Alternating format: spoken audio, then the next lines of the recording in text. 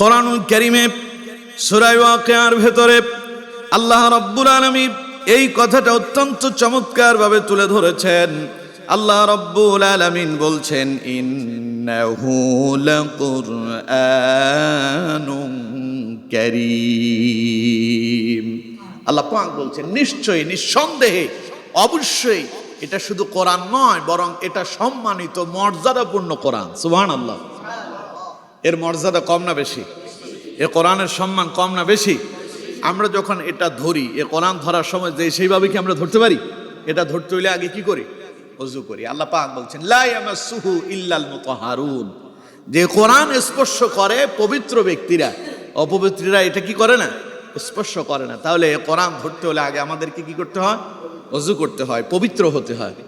এরপরে কোরআন পড়ারও একটা পদ্ধতি আছে।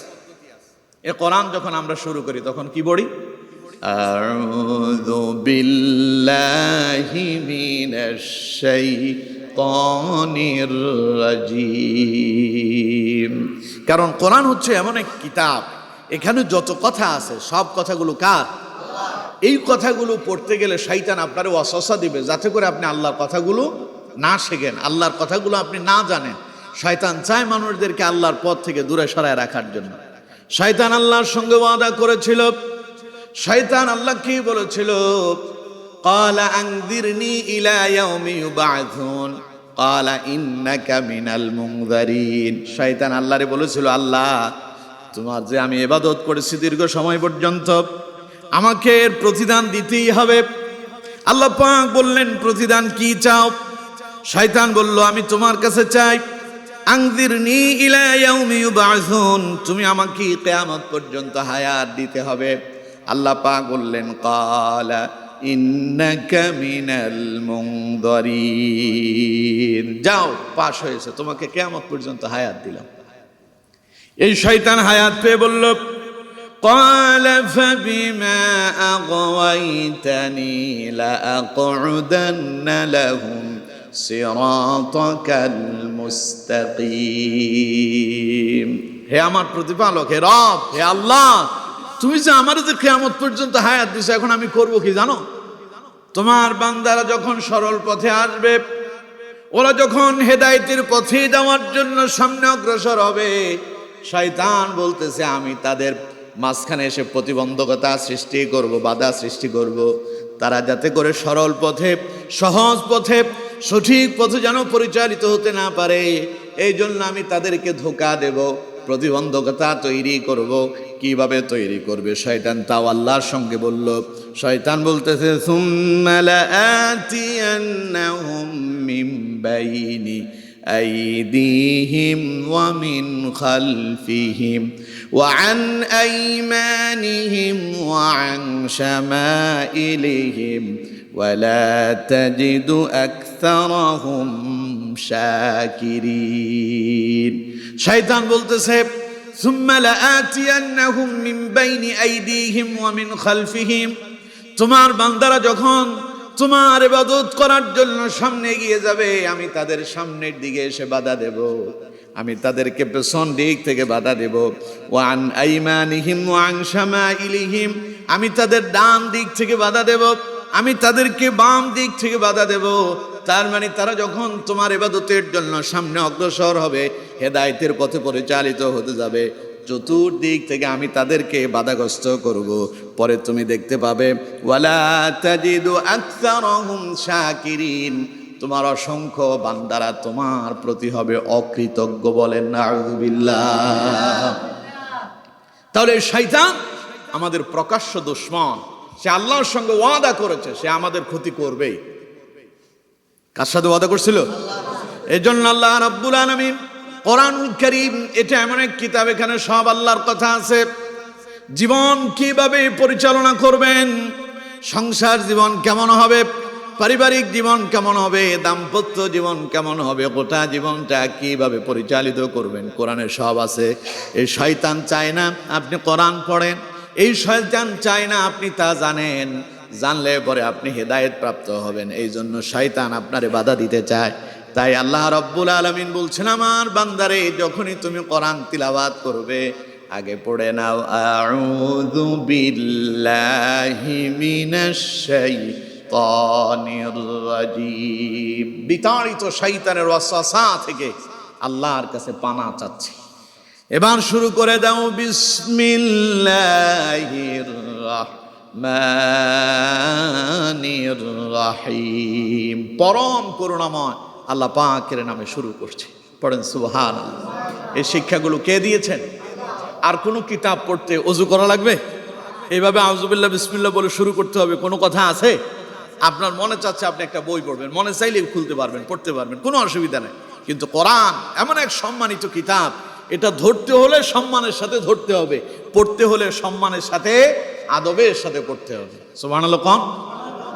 সুতরাং বন্ধুগণ আমার, এখন আমরা অসংখ্য মানুষ এমন আছি আল্লাহর কোরআন তো পড়ি না, কোরআন তো ধরি না, কোরআনের সাথে সম্পর্কই রাখি না। অনেকে মনে করে কোরআন মনে হয় খুব কঠিন কিতাব, এই জন্য তারা কোরআনের কাছে আসতেই চায় না। অথচ আল্লাহ পাক বলছেন ওয়ালা ক্বাদ ইয়াসসারনাল কুরআনা লিযিকরি ফাহাল মিন মুদ্দাকির। পড়েন আল্লাহু আকবার। আল্লাহ বলছেন ওয়ালা ক্বাদ ইয়াসসারনাল কুরআনা লিযিকর, আমি কোরআনকে করেছি তোমাদের জন্য একেবারে সহজ। সুবহানাল্লাহ কোন। কোরআনের চাইতে সহজ আর কোনো কিতাব নাই।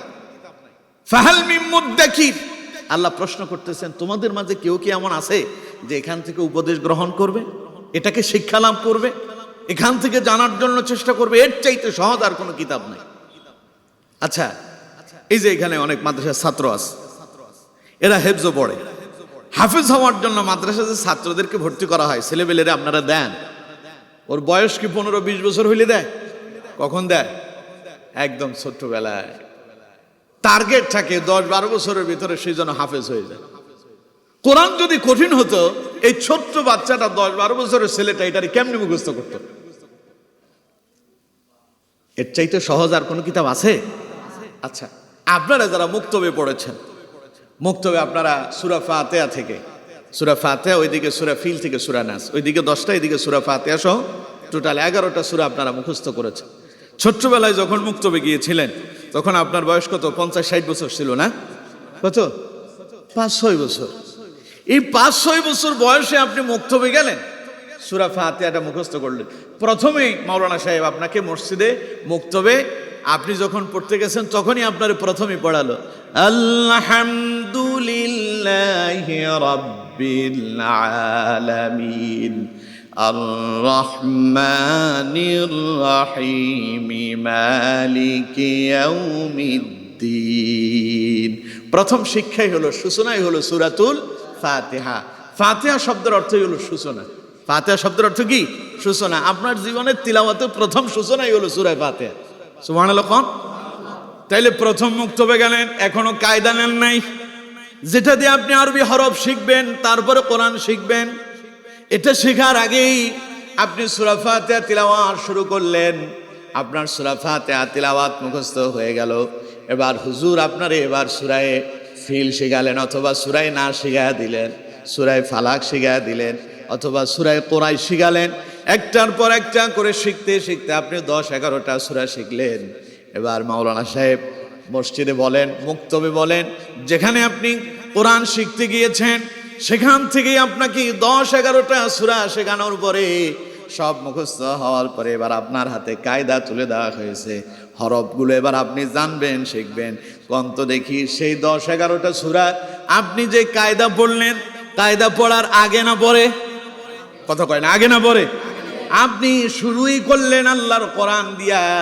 বয়স তখন আপনার 5 বছর, এখন আপনার বয়স 60-70 বছর হয়েছে। ওই যে 10-11টা সূরা মুখস্থ করেছেন, এখনো পর্যন্ত তা তিলাওয়াত করতে কোনো অসুবিধা হয় না। সুবহানাল্লাহ কইলেন না? কিন্তু আমার বন্ধুগণ, একটু হিসাব মিলায় দেখেন, এই যে ছেলেরা বার্ষিক পরীক্ষা দিয়েছে, কেউ বা ইন্টারমিডিয়েটের পরীক্ষা দেয়, কেউ বা মেট্রিক পরীক্ষা এসএসসি এইচএসসি দেয়, ওদেরকে জিজ্ঞাসা করবেন যে বিষয়ে তার থেকেই প্রশ্ন এসেছে, পরীক্ষায় অ্যান্সার করে আসছে, 1 মাস পরে তারে প্রশ্ন করবেন, দেখবেন সে উত্তর দিতে পারবে না, ঠিক কিনা? কিন্তু আল্লাহর কোরআন আজ থেকে 60 বছর আগে পড়েছেন, এখনো পর্যন্ত কলবের ভেতরে যিনি সেট করে রেখে দিয়েছেন তিনি কে? এজন্য আল্লাহ পাক বলেছেন ওয়ালাকাদ ইয়াসসারনাল কুরআন লিযিকরি ফাহাল মিন মুদ্দাকির, কোরআনকে আমি তোমাদের জন্য সহজ করে তৈরি করেছি। সুতরাং কে আছো তোমরা এর থেকে উপদেশ গ্রহণ করবা? এবার আমার বন্ধুগণ, এবার আপনারা কোন তো কোরআনের চাইতে সহজ আর কোন কিতাব আছে? আল্লাহু আকবার। অথচ আমরা সেই সহজ কিতাবের কাছে আসতে চাই না, সেই সহজ কিতাব থেকে আমরা শিক্ষা গ্রহণ করতে চাই না। আল্লাহ তাআলা সহজ করেছেন, শুধু যে সহজ করে দিয়েছেন তা নয়, একে করেছেন বিশুদ্ধ কোরআন। এর চাইতে বিশুদ্ধ নির্ভুল পৃথিবীতে আর কোন কিতাব, পৃথিবীতে এমন কোন বই নাই যে বইয়ের ভেতরে ভুল নাই। পৃথিবীতে যত গ্রন্থকার আছে, যত রাইটার আছে, যত লেখক আছে, কবি সাহিত্যিক আছে, কেউ বলতে পারবে না যে তার কবিতায় ভুল নাই, তার বইয়ের ভেতরে ভুল নাই। সকলেই তার বইয়ের শুরুতে একটা কলাম লিখে, লেখকের কথা অথবা ভূমিকা, সেখানে তিনি তার এই বই সম্পর্কে যা লিখেছেন সেই সম্পর্কে বৃত্তান্ত একটা কথা সার সংক্ষেপ সেখানে তিনি উল্লেখ করেন। এই বই তৈরি করতে গিয়া, লিখতে গিয়া তার কেমন কষ্ট হয়েছে তিনি লিখেন, এই বই লিখতে গিয়া অসংখ্য রাত আমি আমার ঘুমকে হারাম করছি, অসংখ্য দিন আমি খেতে পারি নাই, আমার খাবারের সময় মতো আমি খেতে পারি নাই, সময় অতিবাহিত হয়েছে, আমি এই বইয়ের পেছনে সময় দিয়েছি। এই সব কিছু বলার পরে শেষে তিনি বলেন, প্রিয় পাঠকবৃন্দ, আমার এই বইখানা পড়তে গিয়া আমি তো মানুষ বলতে ভুল হতেই পারে, আমি তো অন্য কিছু না, আমি তো বিগ্রহ থেকে আসি না, আমি তো ফেরেশতা না, আমার জীবনেও ভুল আছে। আমার এই বই লিখতে গিয়ে আমার এই বইয়ের কোথাও কোনো না কোনো জায়গায় ভুল থাকতেই পারে, থাকাটাই স্বাভাবিক। প্রিয় পাঠকবৃন্দ, তোমাদের এই বই পড়তে গিয়া যদি আমার কোনো ভুল যদি ধরা পড়ে তাহলে অবশ্যই আমাকে আপনারা অবগত করবেন, পরবর্তী সংস্কারে আমি অবশ্যই এটাকে শুধরায়া নিতে, বিশুদ্ধভাবে লিখতে বাধ্য থাকিব, ঠিক কিনা? কিন্তু আল্লাহ তাআলা যে কিতাব দিয়েছেন তিনি এটার রাইটার, এটার লেখক কে? সবাই বলেন কে?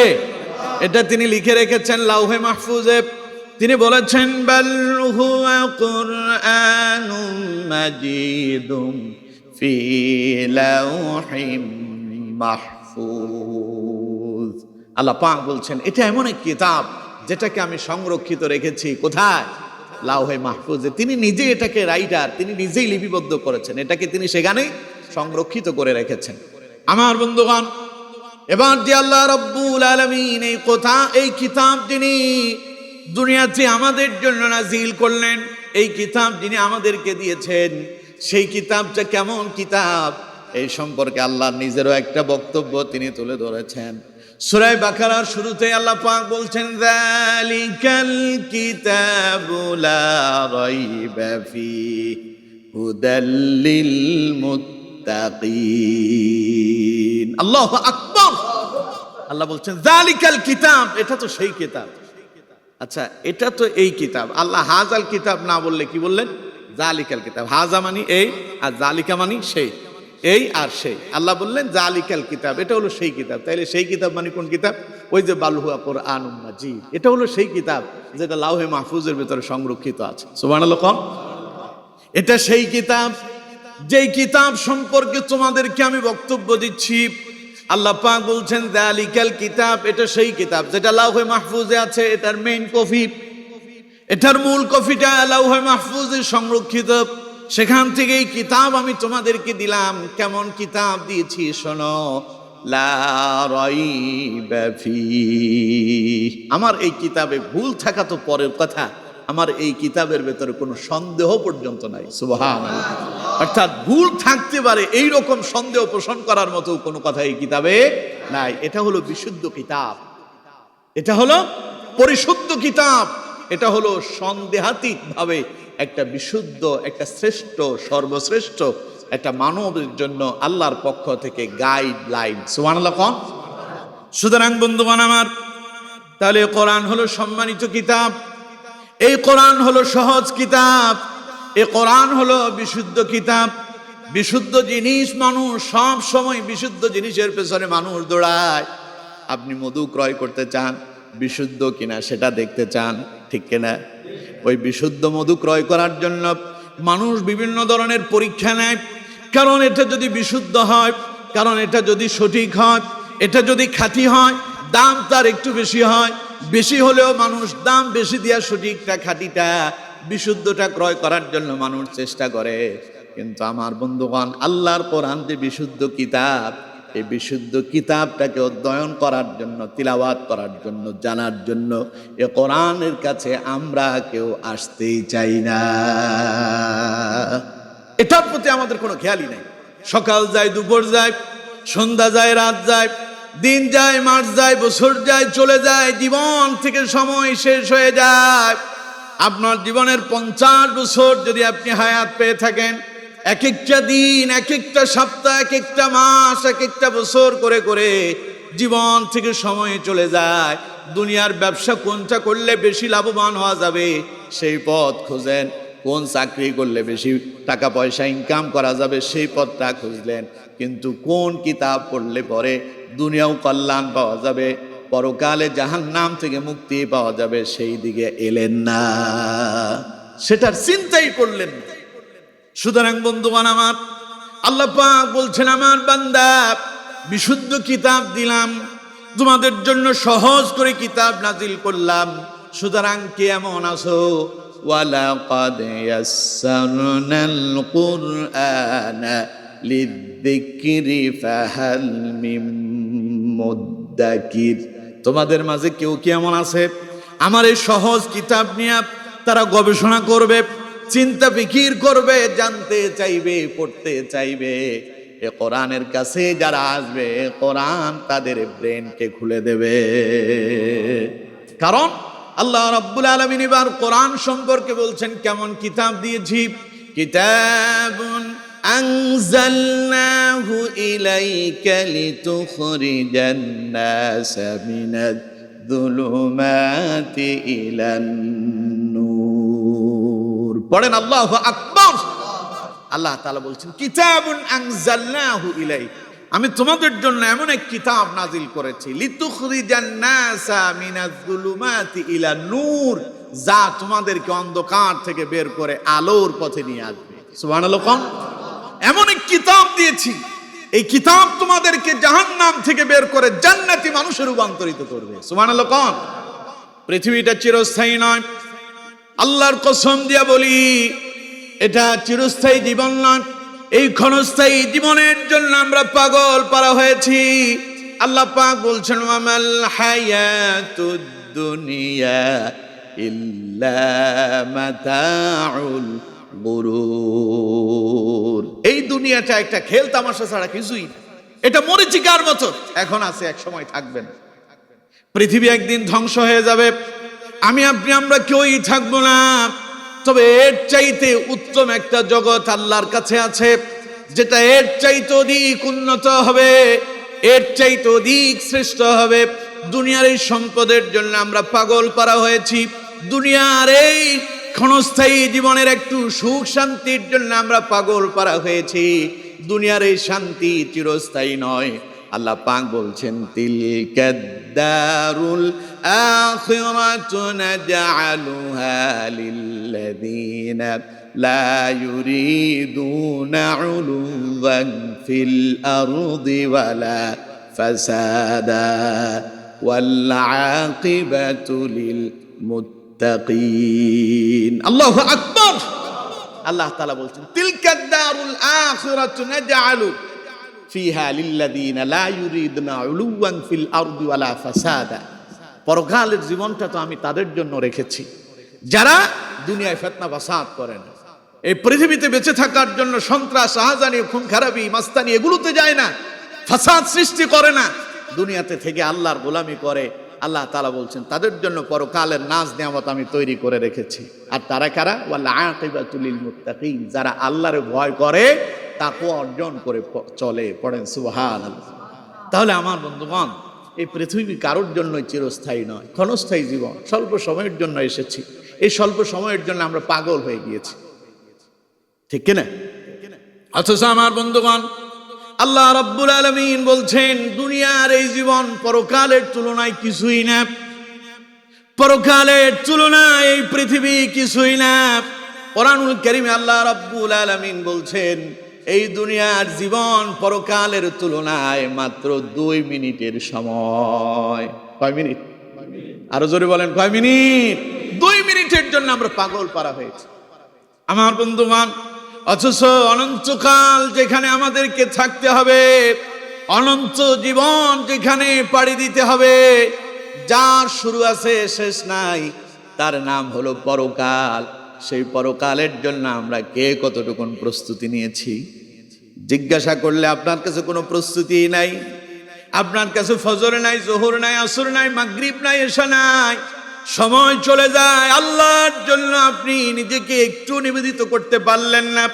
আল্লাহর কথা বাদ দেন, আপনি যে মরবেন, আপনাকে তো পরকালে পাড়ি দিতে হবে। নিজের জন্য কতটুকুন করলেন? দুনিয়াতে ব্যাংক ব্যালেন্স, টাকা পয়সা, বাড়ি গাড়ি সব করলেন, কিন্তু কিছুই সঙ্গে নিয়ে যেতে পারবেন না। এমন একটা কাপড় আপনারে পরানো হবে, এমন জামা আপনারে পরিধান করানো হবে, সেই জামার ভেতরে কোনো পকেটও থাকবে না। পকেটই নাই, নেবেন কিসে? নিয়ে যেতে পারবেন কিছু? আরে পকেটবিহীন, সেলাইবিহীন কাপড় পরায় দিন, সেই কাপড়ে মোড়ায় নিয়ে যাওয়া হবে। 3 দিকে 3টা কাপড় দিয়া বেঁধে দেওয়া হবে, খুব শক্ত করে বাঁধা হবে না। পায়ের দিকে একটা বান মেরে দেওয়া হবে, মাথার দিকে একটা বান মেরে দেওয়া হবে, হাতগুলোকে সোজা করে একটা বান মেরে দেওয়া হবে। ফেনীর ভাষায় বলে হরকি দেয়া। কি দেয়া? হরকি দেয়া। খুব একেবারে স্বাভাবিকভাবে একটা বাঁধন দেওয়া হবে, শুধু কোনো রকম একটা রশি দিয়া পেঁচায় দেওয়া হবে। আমার বন্ধুগণ, আপনার বাপের ক্ষমতা নাই সেই রশি খুলে আপনি সেখান থেকে বেরিয়ে আসবেন। তাহলে কিসের এত দুনিয়া, কিসের এত বাহাদুরি, কিসের এত রাহাজানি, কিসের এত ক্ষমতা, কিসের এত মাস্তানি? সব মুহূর্তের ভিতরে শেষ হয়ে যাবে। সকল কি পরপারে পাড়ি জমাতে হবে, চলে যেতে হবে আল্লাহর কাছে। ছিলাম আমরা কার কাছে? আল্লাহ রাব্বুল আলামিন বলছেন, কাইফা তাকফুরুনা বিল্লাহি ওয়া কুনতুম আমওয়াতান ফাআহইয়াকুম সুম্মা ইউমীতুকুম সুম্মা ইউহয়ীকুম সুম্মা ইলাইহি তুরজাউন। আল্লাহ বলছেন, কাইফা তাকফুরুনা বিল্লাহ, কি করে লোকেরা আল্লাহকে অস্বীকার করল?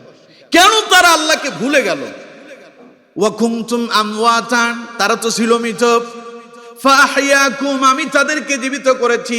প্রশ্ন করি, মায়ের গর্ভে আসার আগে আমরা কেউ কি দুনিয়ায় ছিলাম নাকি? তাহলে তো সবাই মৃত ছিলাম, আমাদের কোনো অস্তিত্বই ছিল না। আল্লাহ পাক বলছেন, হাল আতা আলাল ইনসানি হিনুম মিনাদ দাহরি লাম ইয়াকুন শাইআম মাযকুরা। মানুষের জীবনে কি এমন একটি সময় অতিবাহিত হয়নি সে তো উল্লেখযোগ্য কোনো বস্তুতেই পরিগণিত হতো না, তাকে কোনো বস্তুর সঙ্গে তুলনাই করা যেত না। আমি আপনি আমরা ছিলাম আমাদের পিতার পৃষ্ঠদেশের শুক্রকীট, কোনো অস্তিত্বই আমাদের ছিল না, নাম নিশানা ছিল না, আমরা সবাই ছিলাম মৃত। আল্লাহ রাব্বুল আলামিন বলছেন, ওয়া কুনতুম আমওয়াতান, মানুষ তো ছিল মৃত। আহইয়াকুম, আমি করেছি তোমাদেরকে জীবিত। দুনিয়া পেয়েছো, দুনিয়া পেয়ে তুমি মনে করতেছো দুনিয়াই সব। মনে রেখো, সুম্মা ইউমীতুকুম, আবার মরবা। কথা কার? জোরে বলেন, কার? একসময় ছিলে মৃত, আমি করছি জীবিত। জীবিত হওয়ার পরে, দুনিয়ায় পাওয়ার পরে বিশাল তোমার ক্ষমতা হয়ে গেছে। আল্লাহ রাব্বুল আলামিন বলছেন, এই ক্ষমতা নয়, সময় আবার আসবে, আমি আল্লাহ পাক তোমারে ধরবো, টান মেরে দুনিয়া থেকে আবার কবরে ঢুকায়া দিব। আমার বন্ধুগণ, আল্লাহ রাব্বুল আলামিন বলছেন, সুম্মা ইউমীতুকুম, আবার তোমাদেরকে মারবো, মরে যাবে আবার। যেমন এক সময় নাই ছিলে, আবার নাই হয়ে যাবে। মাটির ভেতরে তোমারে রেখে আসা হবে। তুমি অমুসলিম হলে, হিন্দু সম্প্রদায়ের হলে তোমারে পুড়ে দেওয়া হবে। তুমি যদি অন্য কোনো ধর্মের হও, অন্যভাবে তোমাকে বিদায় জানানো হবে। এরপরে তুমি আবার নাই হয়ে যাবে। যেইভাবে এক সময় ছিলে না, আবার এক সময় তুমি নাই হয়ে যাবে। মনে রেখো, এটাই কিন্তু শেষ নয়। সুম্মা ইউহয়িকুম, যখন তুমি মরে যাবে আবারও তোমারে পুনরায় যিনি জিন্দা করবেন তিনি কে? সুম্মা ইলাইহি তুরজাউন, তোমাকে তো আমার কাছে আসতে হবে। তাহলে আগে ছিলাম কার কাছে? সবাই বলেন কোথায়? রূহের জগতে। আল্লাহ পাক আমাদেরকে সৃষ্টি করে রেখেছেন, সেখান থেকে মায়ের গর্ভে দিলেন, সেখান থেকে দুনিয়ায় এলাম। আল্লাহ পাক বলেন এখান থেকে আবার দুনিয়া ছেড়ে যেতে হবে, যেখানে যাওয়ার পরে আবার তোমাদেরকে জিন্দা করব, আমার কাছেই ফিরে আসতে হবে। যেই দিন আমার কাছে আসবা সেই দিনের অবস্থা অত্যন্ত ভয়াবহ হবে। সেই দিন আল্লাহ পাক দুনিয়ার মানুষদেরকে ডেকে বলবেন লিমানিল মুলকুল ইয়াউমা লিল্লাহিল ওয়াহিদিল কাহ্হার। সেই দিন হাদিসের ভেতরে এসেছে আল্লাহ পৃথিবীকে তার এক হাতে নেবেন। গোটা পৃথিবী আল্লাহর হাতের মুঠোয় থাকবে। আসমান থেকে আল্লাহ পাক আর এক হাতের মুঠোয় নেবেন, নিয়ে পৃথিবীর রাজা বাদশাদেরকে ডেকে বলবেন লিমানিল মুলকুল ইয়াউম, পৃথিবীর রাজা বাদশারা কোথায়? বলো আজকের রাজত্ব কার? জিজ্ঞাসা করবেন কে?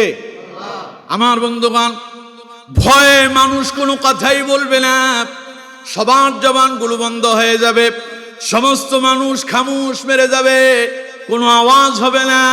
হাদিসের ভেতরে এসেছে মানুষ তার মাথাটাকে নিচু করে রাখবে, কেউ কথা বলবে না। এমন সময় আল্লাহ পাক নিজে হিজাব দিবেন, ও পৃথিবীর রাজা বাদশারা, দুনিয়ার জন্য যারা পাগল পারা ছিলে, ক্ষমতা পাওয়ার পরে মনে করছো ক্ষমতাই তোমার সব, বলো তো দেখি আজকের ক্ষমতা কার হাতে? কেউ কথা বলবে না। আল্লাহ নিজে এবার জবাব দিবেন লিল্লাহিল ওয়াহিদিল কাহ্হার। আজকের রাজত্ব এমন একজনের হাতে যিনি শুধু আল্লাহ নন, যিনি হলেন কাহ্হার, অত্যন্ত কঠোর। সুতরাং বন্ধুগণ আমার, যেই দিন আল্লাহর কাছে ফিরে যাব সেই দিনকার অবস্থা ভালো হবে না খারাপ হবে? সবাই বলেন ভালো না খারাপ? কঠিন অবস্থা হয়ে যাবে। রাসূলুল্লাহ বলেছেন সূর্য মানুষের মাথার সন্নিকটে আসবে, হাত্তা তাকুনা কিদা মিলিন আও ইসনাইন, মাথার 1 থেকে 2 মাইল দূরত্বে সূর্য অবস্থান করবে। ফাতাসহারুহুমুশ শামসু, নবীজি বলেন সূর্য মানুষদেরকে জ্বালায় দিবে। ফায়াকুনুনা ফিল আরাকি বিকদরি আ'মালিহিম, মানুষের আমল অনুযায়ী, অপরাধ অনুযায়ী সূর্য তার উপরে এমন তাপ দেবে, সূর্যের তাপে মানুষের দেহ থেকে ঘাম বেরিয়ে পড়বে। ওই ঘামে কেউ বা হাবুডুবু খেতে থাকবে, কারো ঘাম তার পায়ের টাকনো পর্যন্ত, গোড়ালি পর্যন্ত ডুবায় দিবে, কারো হাঁটু পর্যন্ত ঘামের ভেতরে ডুবে যাবে, কারো কোমর পর্যন্ত ডুবে যাবে, কারো বা বুক পর্যন্ত ডুবে যাবে, কারো বা নাকের ডগায় এসে লাগামের মতো বেষ্টনী দিয়ে থাকবে। বলেন তো দেখি দিনটা সহজ হবে না কঠিন হবে? অত্যন্ত কঠিন, ভয়াবহ হবে। আমার বন্ধুগণ, সে কঠিন ভয়াবহ দিবসে আল্লাহর সামনে আমাদেরকে দাঁড়াতে হবে। সেই দিন যদি বাঁচতে চান, সেই দিন যদি মুক্তি পেতে চান, সেই দিন যদি কল্যাণ পেতে চান, আল্লাহ পাক বলছেন ওয়ালাকাদ ইয়াসসারনাল কুরআনা লিযিকরি ফাহাল মিন মুদ্দাকির, কোরআনটাকে উপদেশ গ্রহণ করার জন্য সহজ করে দিয়েছি। কোরআন থেকে উপদেশ নাও, কোরআন থেকে হেদায়েত নাও, কোরআন দিয়ে জীবন চালাও, কোরআন দিয়ে পরিবার চালাও, কোরআন দিয়ে অর্থনীতি চালাও, কোরআন দিয়ে সমাজনীতি চালাও, কোরআন দিয়ে রাষ্ট্র চালাও। গোটা জীবন কমপ্লিট কোড অফ লাইফ, গোটা জীবনটারে যদি কোরআন দিয়ে চালাতে পারো, সব কথা কোরআনে তুলে ধরেছি। আল্লাহ রাব্বুল আলামিন বলছেন কিতাবুন আনজালনাহু ইলাইকা লিতুখরিজান নাসা মিনাজ-যুলুমাতি ইলান নূর। দেখা দিলাম পথ, কোরআন নিয়ে যাবে আলোর পথে, অন্ধকার থেকে বের করে নিয়ে আসবে। সুতরাং কোরআনটা পড়ো, কোরআন বুঝো, কোরআন দিয়া জীবন গড়ো, কিয়ামতের দিন পার পেয়ে যাবে। আল্লাহ তোমারে মুক্তি দিয়া জান্নাতের মেহমান বানাবে। কোরআনটা খোলেন, পড়া শুরু করে দেন। আলিফ লাম মিম, কয়টা হরফ? কয়টা? রাসূলুল্লাহ বলেছেন মান ক্বারা হারফাম মিন কিতাবিল্লাহ, কেউ যদি আল্লাহর কোরআন থেকে একটা মাত্র হরফ পড়ে, ফালাহু হাসানা, সঙ্গে সঙ্গে তার আমলনামাতে একটা সওয়াব, একটা নেকি লিপিবদ্ধ হয়ে যায়।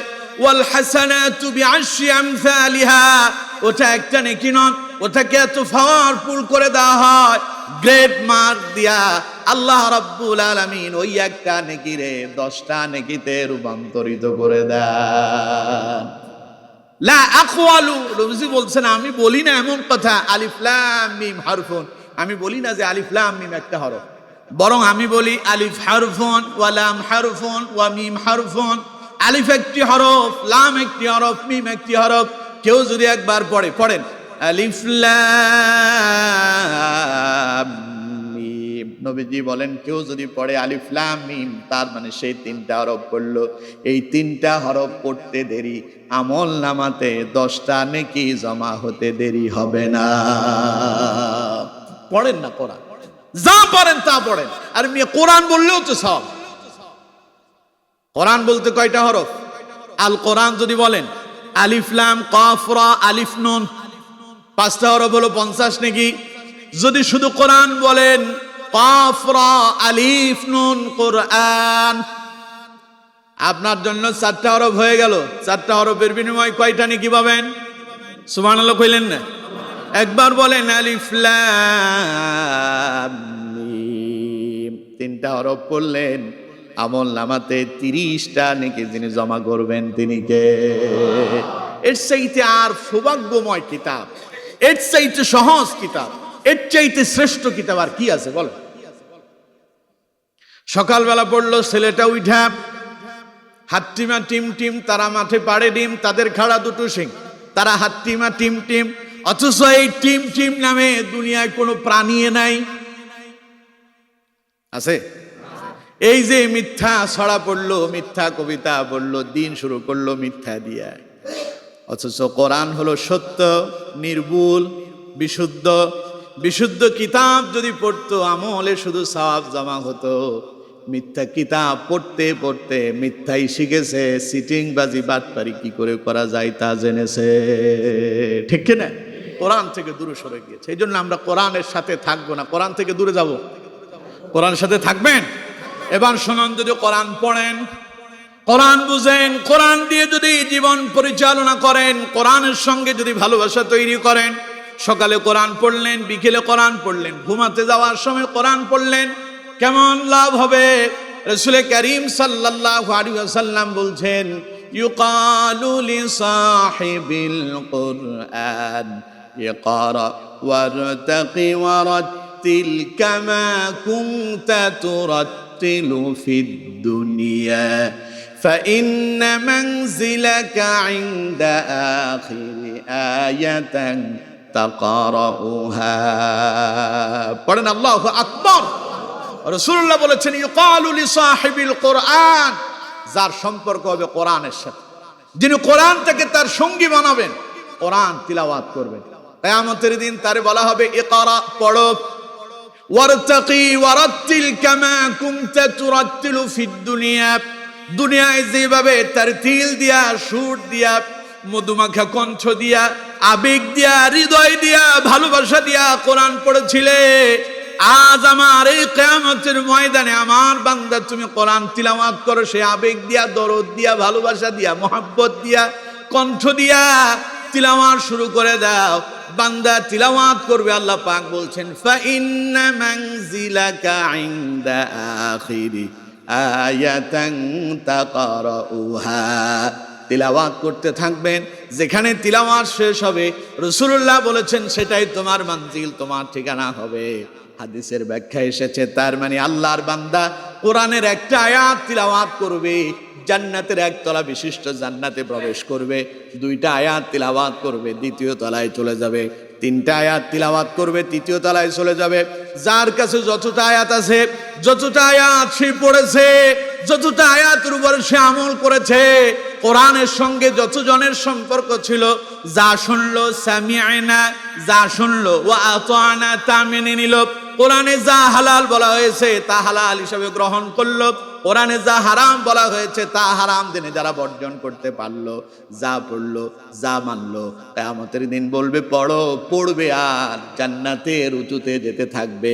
ফাইন্না মানজিলাকা ইনদা আখিরি আয়াতান তাকরাউহা, যেখানে তিলাওয়াত শেষ হয়ে যাবে আল্লাহ পাক বলবেন এটাই তোমার বাসস্থান, তোমার ঠিকানা।